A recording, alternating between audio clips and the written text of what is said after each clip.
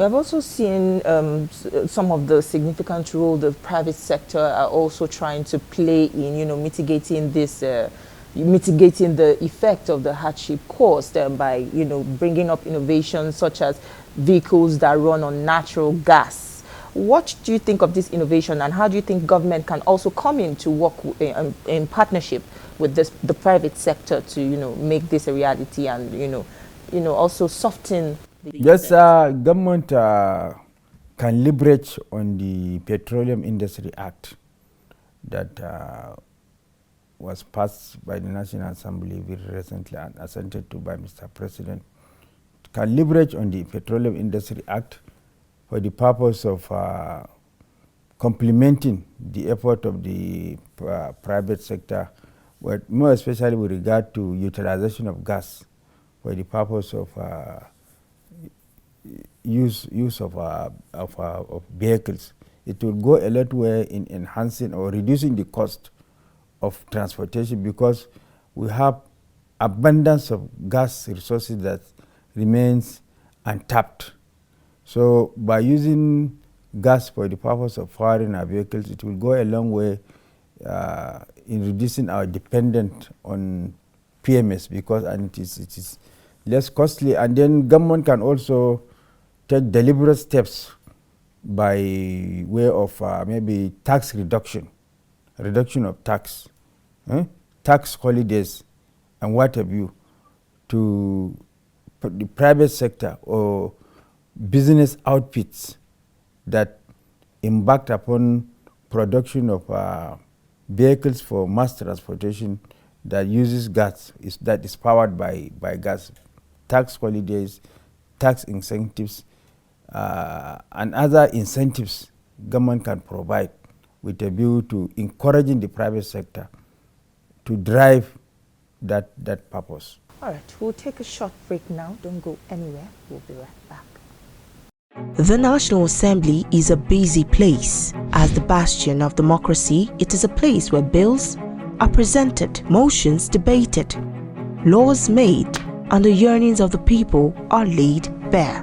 Come with us as we take you through the workings of the National Assembly. We take you through plenary, committee meetings, and probes, all to ensure smooth working of the democratic process.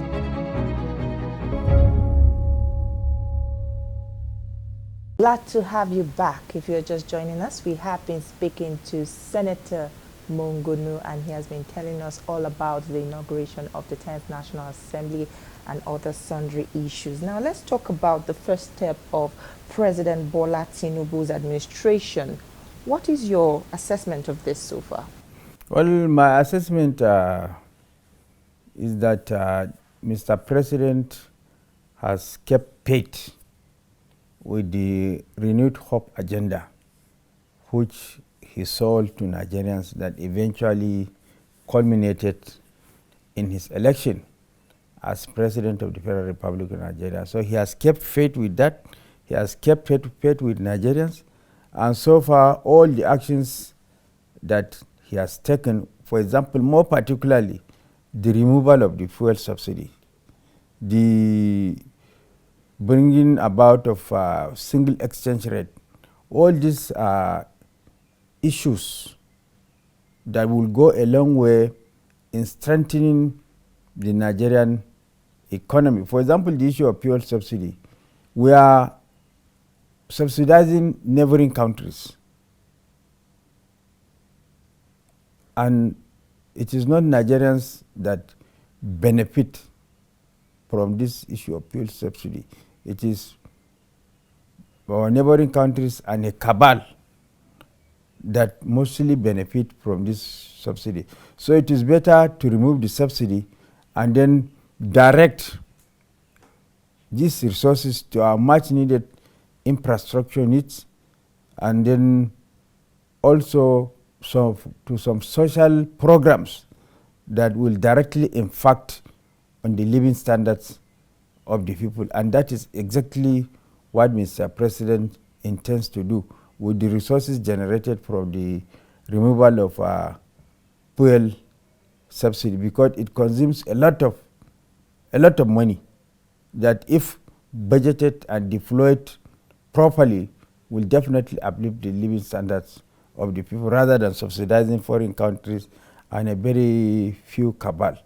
So it's a good policy in the right direction. And then also the going back to the single exchange window will also go a long way in strengthening the economy.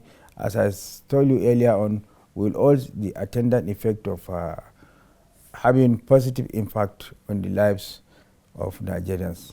Another move by Mr. President that has gotten him a lot of accolades is the suspension of the CBN governor, Godwin Emefiele. You know, a lot of people see this as a welcome development. Do you also share this thought? Well, for Mr. Emefiele, well, the facts are very obvious. It's in the public domain.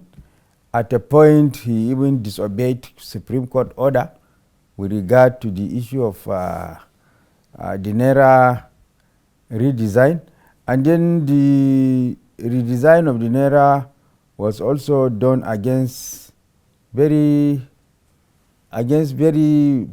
people are not happy with the way and manner it was executed. Okay, another thing a lot of people are curious about is who would make the ministerial list. What would be your advice to the government, to the executive, and what should Nigerians actually expect from them, and what should actually be key?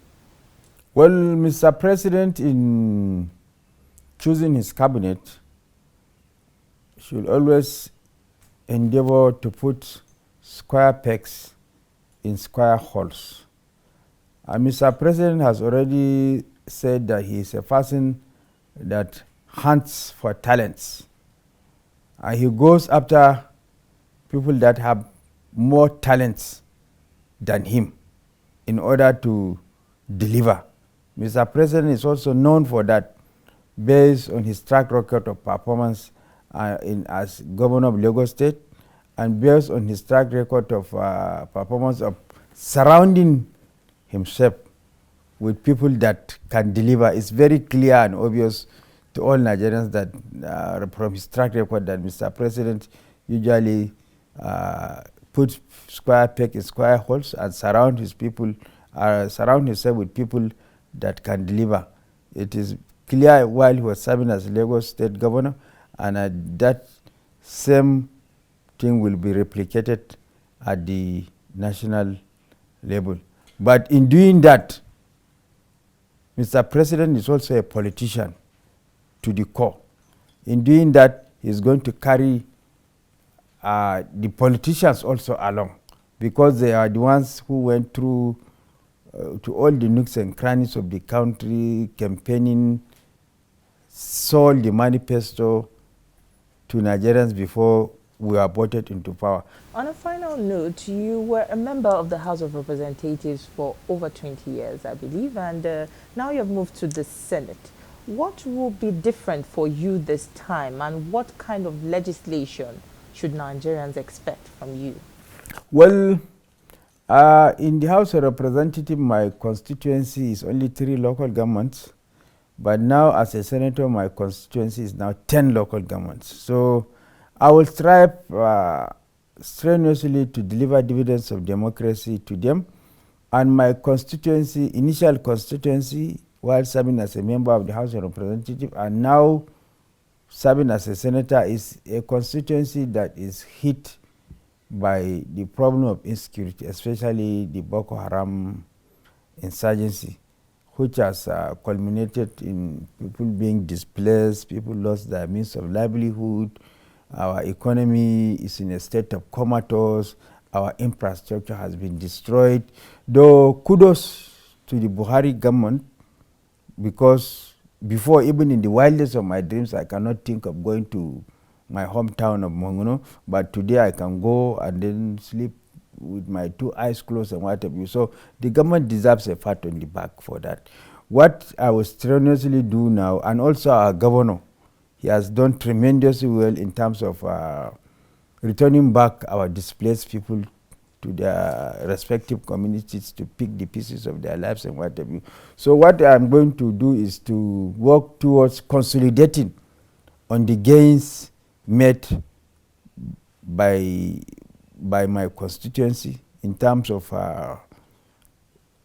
security that they have achieved now, and then in terms of return of displaced people to their respective communities. So I will embark upon empowerment, massive empowerment of women and children with startup packs and what have you, so that they can pick the pieces of their lives now that they have started returning back, or those that have returned back to their respective communities. And then one thing that I'm so passionate about is that I think I was still going to pursue it vigorously is, one is the issue of women participation in government. I was one of those who championed the cause of women participation in government. I was one of those who preached the gospel of women participation in government, and even voted in favor of all the bills, all the constitutional amendment bills that are in favor of women participation in government. So in the Senate, I'm going to be in the forefront of resuscitating those bills, lobbying and also championing the cause of women participation in governance, because we cannot afford to leave about 50% of our population out of our governance structure. And because of the nature of our society, which is patriarchal in nature, does need, like in other climes, to take deliberate steps that will bring about inclusion and women participation in governance. Because if we allow it to the normal course of democracy as we know, and because of the deep-rooted patriarchal culture of our society, across the nooks and crannies of the country, whether it is Yoruba nation, or Hausa nation, or Igbo nation, or Kanuri nation, our society in Nigeria, that is one thing that is unique, that cut across the nooks and crannies of the country, is the fact that our society is patriarchal in nature. And therefore, we have to take deliberate steps by way of legislation and constitutional amendment to bring about inclusion and women participation in governance. That thing, I'm going to champion it in the Senate. That is all on our program this week. You can watch this episode again on TVC News YouTube channel, and also see a repeat broadcast at 7 a.m. on Sunday. Thank you for watching. I am Tijesu Adeoye. See you next time.